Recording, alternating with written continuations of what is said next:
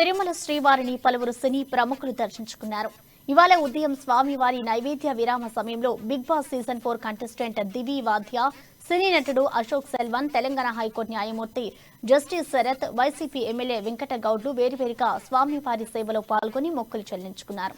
అనంతరం రంగనాయకుల మండపంలో వేద పండితులు వేద ఆశీర్వాదం అందించగా ఆలయ అధికారులు పట్టు వస్త్రంతో సత్కరించి స్వామివారి తీర్థ ప్రసాదాలు అందజేశారు.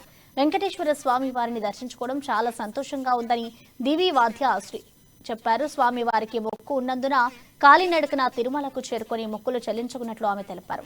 నటుడు అశోక్ సెల్వన్ మాట్లాడుతూ ఆకాశం అనే చిత్రం నవంబర్ 4న ప్రేక్షకుల ముందుకు రానుందని, ఆకాశం సినిమా విజయం సాధించాలని స్వామివారిని కోరుకున్నట్లు ఆయన తెలిపారు.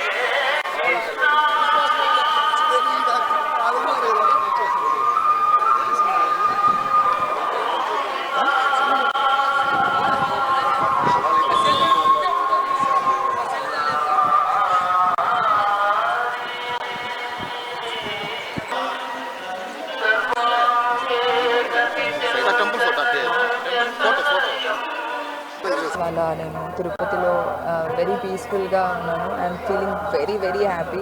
నాకు మొక్కుండింది నడుచుకుంటూ వచ్చాను అండ్ దర్శనం అద్భుతంగా జరిగింది. కెరియర్ కూడా చాలా బాగుంది, అందుకే నేను ఇక్కడ ఉన్నాను.